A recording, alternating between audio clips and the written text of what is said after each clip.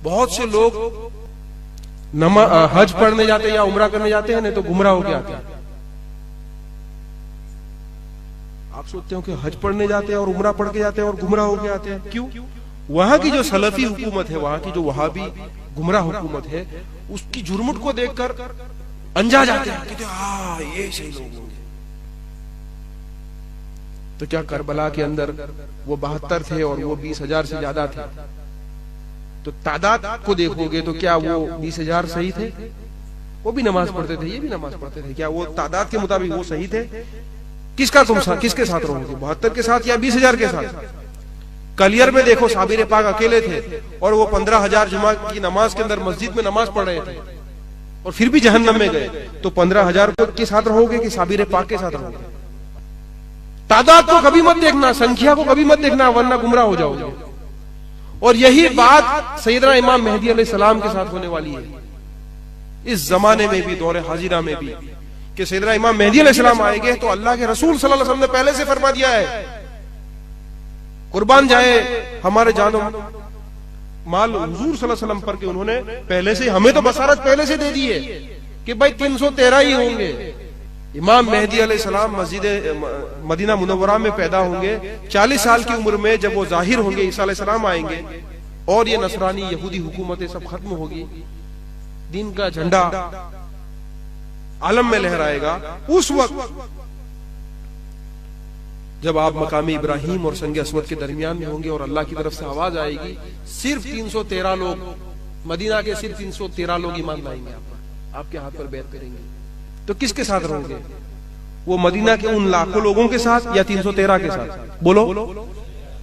यहां तक कि दज्जाल मरदूद, दज्जाल जो एक आंख वाला होगा, काफ और रे का सिक्का लगा हुआ होगा, इमाम मेहदी अलैहिस्सलाम के ज़हूर के बाद दज्जाल की आमद होगी और दज्जाल को खत्म करने के लिए फिर बाद में ईसा अलैहिस्सलाम आएंगे फरिश्तों के दो पर बैठ के। तो ईसा अलैहिस्सलाम के आने से पहले जब दज्जाल आएगा, दज्जाल पूरी दुनिया में घूमेगा, मदीना मुनव्वरा में आएगा। हुजूर सल्लल्लाहु अलैहि वसल्लम फरमाते हैं कि उस वक्त मदीना के 7 दरवाजे होंगे। कितने? आज तुम देखो, उस जमाने में 7 दरवाजे नहीं थे। अभी आज तुम पूरा मैप देखो तो मदीना के 7 दरवाजे। मदीना मुनव्वरा में तुम्हें अगर दाखिल होना है तो 7 सिम्त से तुम दाखिल हो सकते हो। आज भी, अभी आज की तारीख में 7 दरवाजे हैं, 7 एंट्रेंस है मदीना में दाखिल होने के। और हुजूर सल्लल्लाहु अलैहि वसल्लम ने 1400 साल पहले कह दिया था। देखो, ये आपका इल्म गैब, हदीस की सच्चाई, ईमान की सच्चाई, दीन की सच्चाई है इसमें।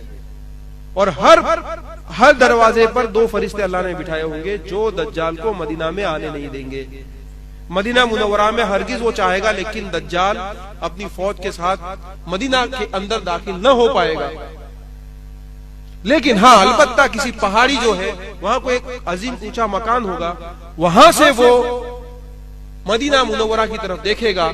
हदीस शरीफ में अल मुस्तदरक जो किताब है हदीस की, उसमें लिखा हुआ है कि दज्जाल वहां से देखेगा मदीना मुनव्वरा को और अपनी फौज के लोगों को यह कहेगा कि देखो वो जो सफेद जगह दिख रही है मदीना के बाहर से, ऊंचे मकाम से वो देखेगा और कहेंगे वो जो ऊंचा मकाम सऊदी की हुकूमत वालों ने दज्जाल के लिए एडवांस में बना के रखा है।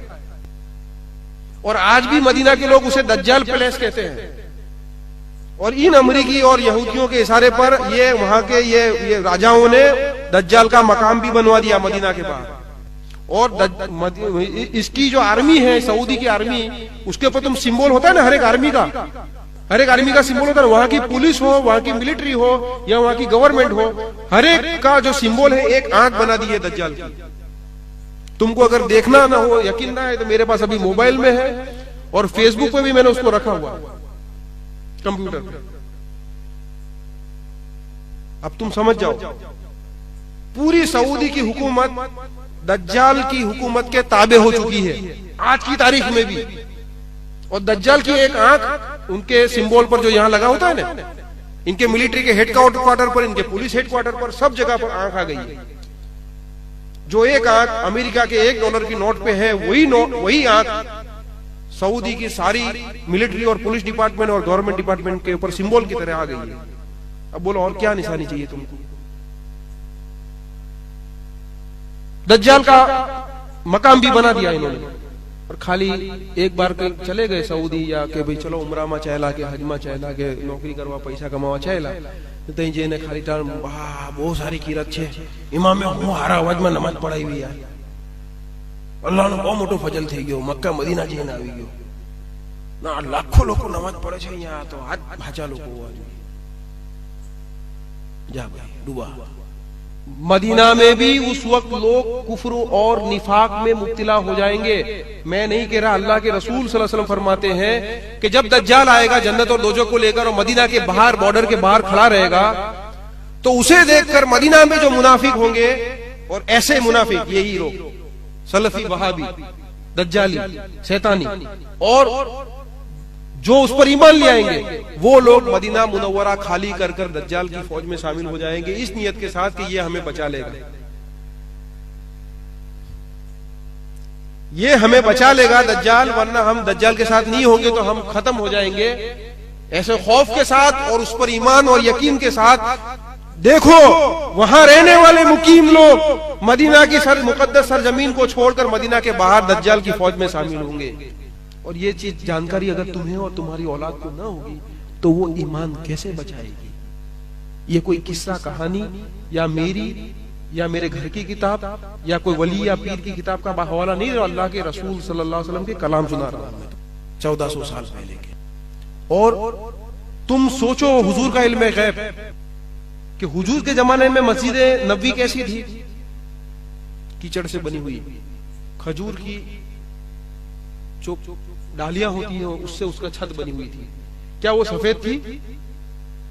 आज तुम देखो जो सफेद कलर के वो गुंबज हो गए ना आजू बाजू, और तुम आज पूरा मंजर तुम दूर से भी देखो तो वो मस्जिद नबी और उसका अतराफ का इलाका जो पूरा है सिर्फ वो बीच में ग्रीन है, बाकी का सब सफेद नजर आता है। और दूर से देखोगे तो तुम्हें सिर्फ सफेद नजर आएगा।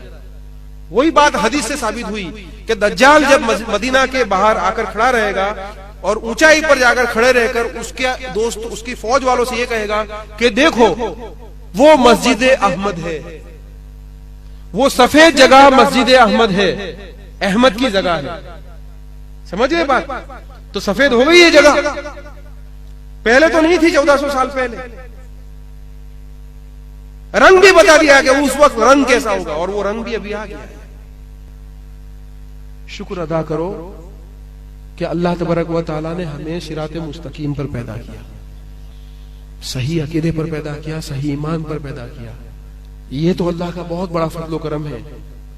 लेकिन ये फजलो करम काम तब आएगा कि जब इसी ईमान पर खात्मा होगा। हमारा ईमान पर खात्मा तब होगा कि जब रसूलुल्लाह सल्लल्लाहु अलैहि वसल्लम ने आखिरी जमाने के बारे में जो पेशनगोइयां बताई है, दज्जाल और उसके फितनों से महफूज रखने के लिए हमें जो जो भी वशियतें नसीहतें की है उसको हम समझेंगे, उस पर अमल करेंगे और हमें और हमारी औलाद को, नस्लों को उसके बारे में बताएंगे, वो इल्म देंगे, तब पता चलेगा। और तो फिर मैं तो ये कहता हूं कि ये जितनी भी निशानी मैं देख के आया और जो मैं लोग तो जाके कुछ डगमगा के आते हैं, अल्हम्दुलिल्लाह मैं तो गया तो और ज्यादा स्ट्रांग होके आया कि ये सारी चीजें देखते हैं तो बिल्कुल पिक्चर बिल्कुल साफ क्लियर हो जाता है। हदीसों में जो किताबों में पढ़ा होता है और प्रैक्टिकल तुम देखते हो तो बिल्कुल क्लियर कट हो जाता है।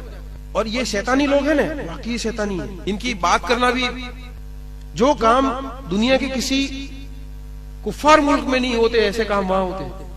शर्म महसूस मेरे न बताने की वजह से अगर कोई गुमराह हो गया तो मैं भी उसमें जिम्मेदार। ये तुमको बता दिया कि ये बिल्कुल क्लियर कट जमाना हमें करीब नजर आता है और ये सारी शैतानियां इनकी शुरू हो चुकी है। ऐसे वक्त में बस यही इल्तिजा है कि ये मुकद्दस औलिया किराम, बुजुर्गान दीन, हमारे पीरो मुर्शिद, जिन्होंने अपनी हर जिंदगी को, हर सांस को अल्लाह की इबादत में, अल्लाह के जिक्र में, उसकी रजा में, उसकी मोहब्बत में, उसकी कुर्बानी में बिता दिया और अल्लाह के बरगुज़ीदा हुए। शिरातल लज़ीना अनअमत अलैहिम, ये वो लोग हैं जिसके ऊपर अनअमत अलैहिम यानी इनामात अल्लाह के नाजिल हुए, अल्लाह के इकरामात नाजिल हुए। ए परवरदिगार आलम, तेरी रहमत से, तेरी मगफिरत से हम खताकारों की उन तमाम कोताहियों को, नाफरमानियों को माफ फरमा दे, बख्शिश फरमा दे, नजात फरमा दे, खात्मा बिल खैर फरमा दे। वमा अलैना इल्लल बलाग व आखिरु दावाना अल्हम्दुलिल्लाहि रब्बिल आलमीन। अस्सलामु अलैकुम व रहमतुल्लाह। अगर आपने अभी तक हमारा चैनल सब्सक्राइब नहीं किया तो हमारे चैनल को सब्सक्राइब कर लें